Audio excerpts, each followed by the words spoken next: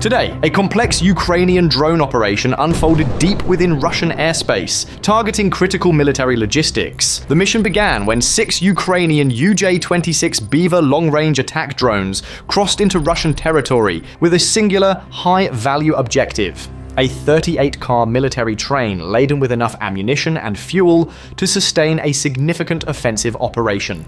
At 2:15 a.m., as the drone formation proceeded toward its objective, it encountered a significant challenge. The satellite navigation and communication links were severed. A Russian Repellent 1 electronic warfare system had engaged the drones. This system is designed not just to jam signals, but to hijack control of enemy drones by transmitting false commands, attempting to force them to land or return. Russian operators monitored the system, expecting the Ukrainian drones to become unresponsive and fall under their command.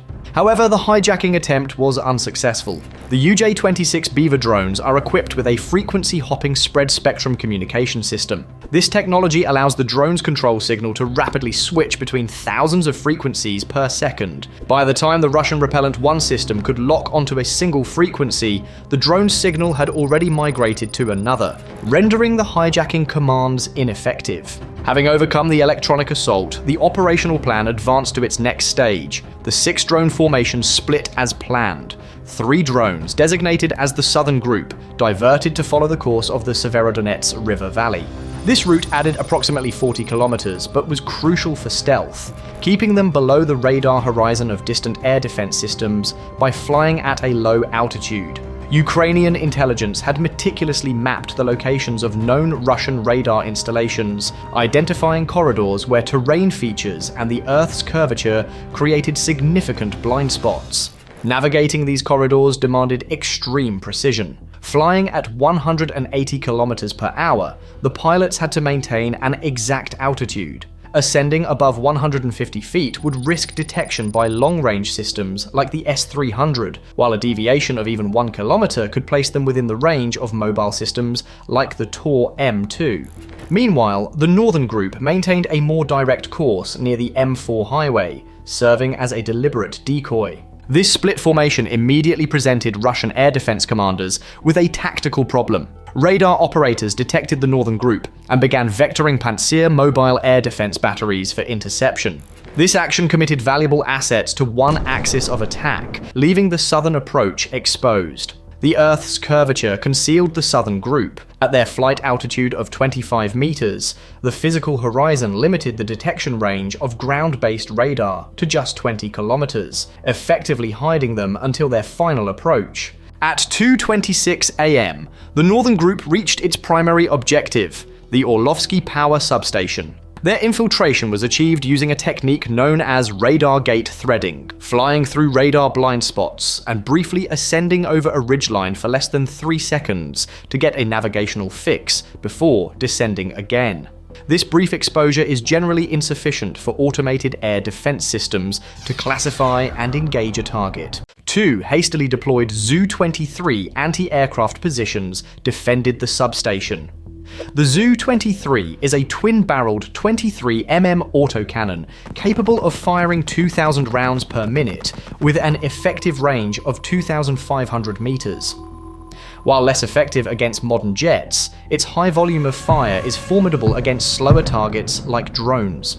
However, its operation relies heavily on visual tracking, as these positions lacked radar guidance. The lead Beaver drone's thermal camera identified the target, a large 330 kilovolt transformer, a core component of the regional power grid. This single piece of equipment powered at least 6 air defense installations, including the Pantsir battery at Salsk. The Ukrainian plan depended on neutralizing this transformer to temporarily disable the local air defense network. 2 kilometers from the substation, the 3 drones began a coordinated attack. The lead drone climbed to 300 meters, deliberately exposing itself to the Russian gunners. As expected, both Zu-23 crews directed their fire at the high-altitude target. While they were focused upward, the second and third drones approached at low altitude from opposite sides. The second drone ascended just 100 meters from the perimeter, a range too close for the Zu-23 cannons to depress their barrels and engage. Simultaneously, the lead drone executed a barrel roll to disrupt the gunner's aim. Ukrainian pilots had studied Russian gun camera footage and learned that gunners tend to lead targets by a predictable margin. By reversing direction mid-roll, the pilot caused the gunners to overcorrect.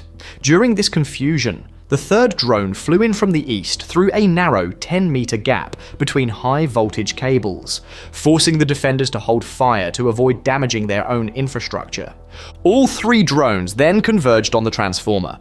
The second drone struck first, hitting the transformer's base with a 20-kilogram KZ-6-shaped charge, which ruptured the cooling system. The resulting jet of molten copper pierced the steel housing, and the superheated metal vaporized the cooling oil, causing a large fuel-air explosion.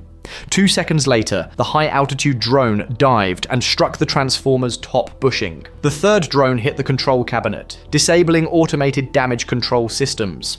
With no path to ground, 330,000 volts of electricity began arcing, and grid-protective relays triggered a cascading power failure across the region.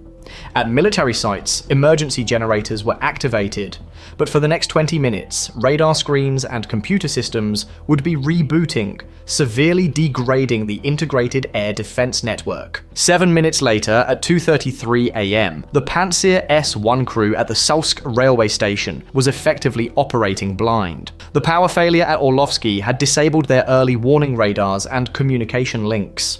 Though the Pantsir had its own power, it was now an isolated unit, unable to receive targeting data from the broader network, reducing its reaction time from minutes to seconds. At this moment, the three drones from the southern group were making their final approach. They had navigated 155 miles by following railway lines, whose metallic structures create radar clutter, a technique called infrastructure masking.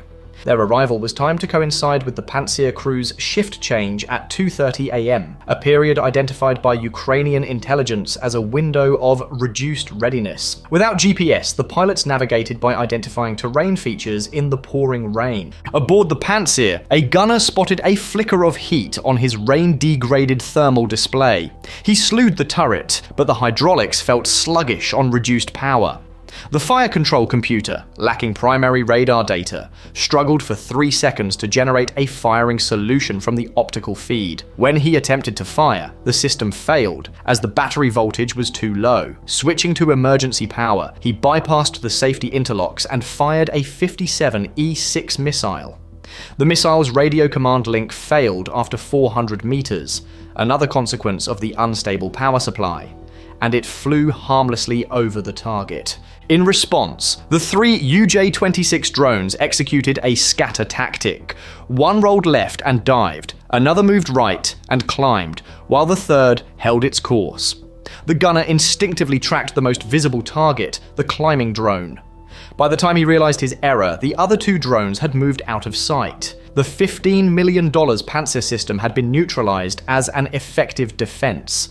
At 2:41 a.m., the three drones regrouped for their attack on the Salsk railway station.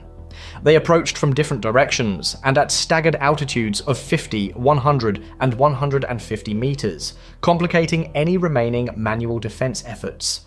Their thermal cameras confirmed the target, the 38-car train composed of fuel tankers and cars carrying 152 mm artillery shells and rockets. The attack was precisely sequenced. The first drone struck the locomotive's engine, and its shaped charge ruptured fuel lines, immobilizing the train. 6 seconds later, the second drone hit a fuel car positioned upwind of the ammunition cars. The 60,000 liters of diesel fuel ignited upon contact with the destroyed locomotive, creating a flow of burning fuel down the tracks. The final drone targeted a central ammunition car with its KZ-6 warhead. The initial blast initiated a cook-off as the burning fuel heated adjacent cars, guaranteeing a sympathetic detonation that would create a chain reaction. In the aftermath, the Russian Ministry of Defense claimed to have intercepted 22 Ukrainian drones in the region. However, civilian videos from Salsk showed a series of catastrophic explosions and a fire that burned burned for hours, sending a large plume of smoke into the atmosphere. The regional governor's official statement acknowledged damage to only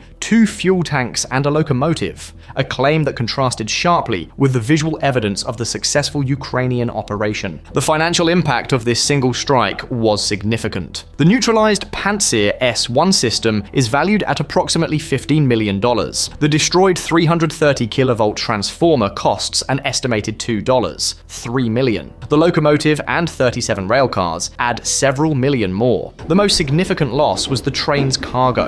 A full manifest of fuel, artillery shells, and rockets could be worth tens of millions of dollars. A conservative estimate places the total value of destroyed Russian assets from this one operation at over $40 million. The Salsk station strike is a case study in 21st century warfare, where electronic countermeasures, tactical deception, and precise strikes are decisive. Operations like this are shaping the future of conflict. If you want to stay informed and understand the strategies being deployed in real time, consider subscribing to our channel. We provide in-depth analysis that breaks down complex military events, helping you see beyond the headlines.